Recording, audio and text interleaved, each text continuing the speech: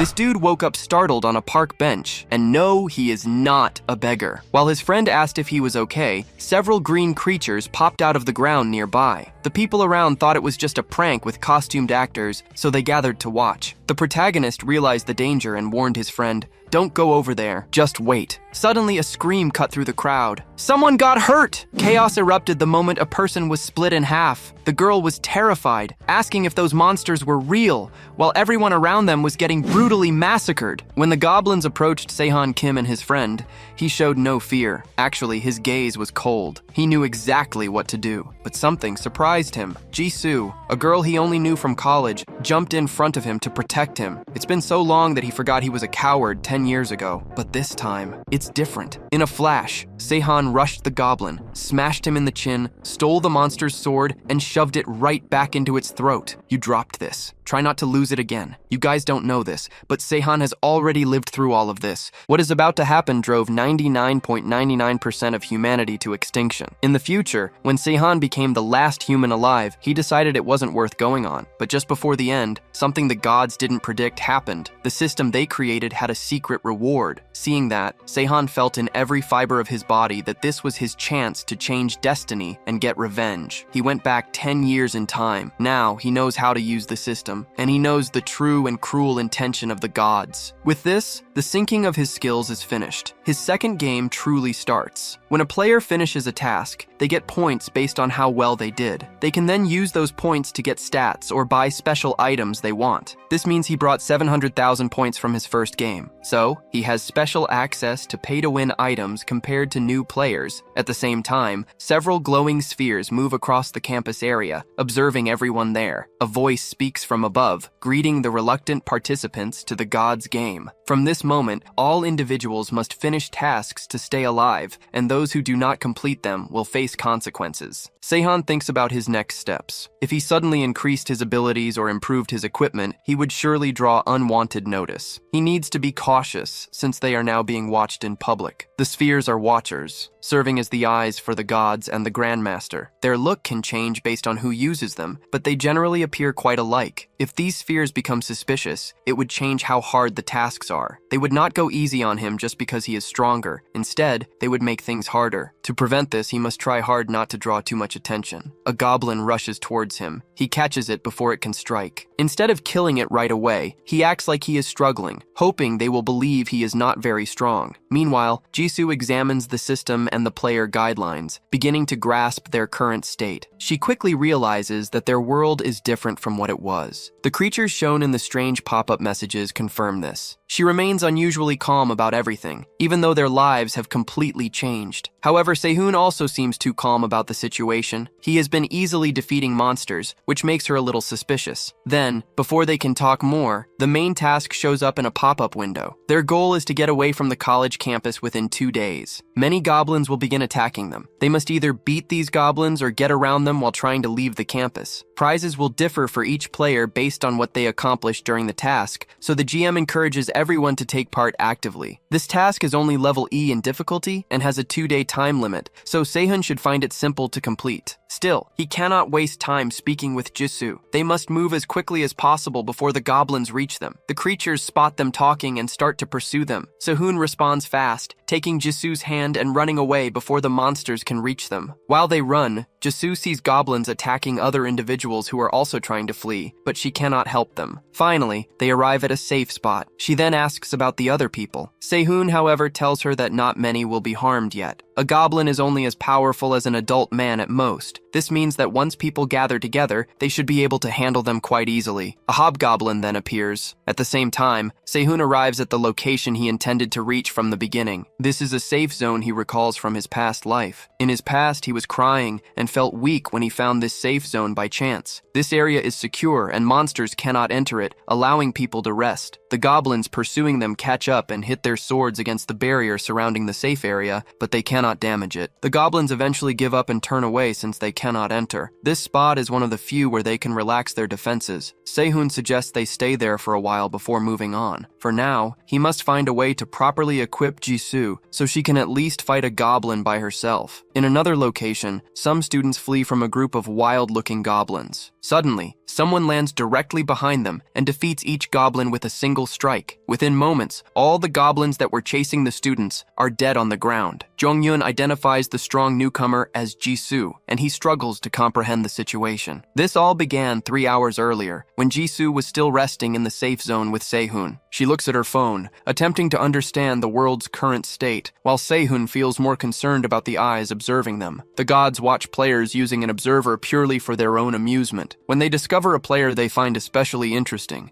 they select that player as their avatar and support them as they complete quests. The GM, or Game Master, also manages the servers and gives out quests. The observer currently watching Sehun and Jisoo is Korea's private observer, Arcadis, who is also Korea's GM. For now, Sehun can only act as uninteresting as possible, hoping Arcadis will lose interest and depart. Eventually, the observer flies off, leaving them by themselves. The observer only waited for 30 minutes, which demonstrates his impatience. Even during the first round, this lack of patience prevented him from becoming a top-tier GM. He possesses no patience at all, which works out well for Sehun, given the circumstances. For now, Sehun decides to look at the forums to see what is happening. A bright flash of light appears as soon as he clicks the button. However, Jisoo shows no reaction, making it clear that only he can see it. The forum resembles a web browser and includes a floating monitor and keyboard. From what he observes, it contains many general discussions and guides. It is essentially an exact copy of typical Earth internet forums. It even features a chat room. He enters the chat room and the system identifies him as Anonymous User 48. Right after he enters, a user called Greek Boss tells him to introduce himself right away. Fortunately, an introduction isn't needed, and the other users explain to the older chatter why anonymous chats are important. The gods in the chat discuss their servers and the individuals they have been watching. The discussion then moves to the Korean server, and they mention that Arcadis is its GM. Based on their talk, they seem to think his quests are quite uninteresting. One user specifically mentions he was going to pick a cute girl as his avatar, but then some guy took her into a safe zone. They are probably referring to him and Jisoo. The chat room will become very useful for him later when he wants to find information. He might even try to create a post himself at a later time. He will need to check it regularly later, but at this moment he is more interested in the DLC store. The interface appears, looking like a big store shelf. Some items require quests to unlock, but everything he sees appears to be of extremely good quality. The item locked by the main quest seems to be the most crucial one, and it looks like a player transfer item. He examines the other items on the digital shelf, and one item specifically grabs his attention. It is a multiplayer package for those who completed their first game in single-player mode. Now they can experience their second game with friends. The cube will let him create groups with people he selects, and these group members will receive special advantages unique to them. It costs 20,000 points, but for someone who has collected 700,000 points, that is a simple deal. However, if all items in the store are this expensive, he will need to use his points wisely. A voice draws his attention, and he turns to look at someone attempting to gather a group of people. It appears people are beginning to form groups, meaning the goblins will no longer be such a big problem. The people unite and begin using improvised weapons to force the monsters away. Their group is not perfect, but as they fight side by side, they gradually learn how to defeat the small monsters. Jisoo calls out to him, pulling him away from his focus on watching them defeat the goblins. She seems ready to join the fight, and he agrees it is time for them to move. She is adapting to their new surroundings very quickly, and while this makes things easier for him, it would be strange if he told her everything he knows right away. For now, he must concentrate on his first goal of giving her a weapon. He gives her the old dagger he took from the goblin he killed earlier. She takes it, but she also expresses concern about how he will fight without a weapon. Sehun tells her he will find another weapon later. He explains that she is currently more exposed than he is. His calm manner and self-assurance really surprise her. He always acted in an unusual way, but now he seems like a completely different person. Also, the dagger is not very strong because it is extremely rusty. It will not last long for her, but it should be sufficient for protecting herself. Next, he gives her a VIP brooch. This item lets her heal her injuries more quickly. It also helps her earn points 20% faster than the normal speed. He cannot tell her he bought it from the DLC store. He lies and says it was an item dropped by the goblin he defeated. She quickly accepts his story because she already understands how items function in video games. In truth,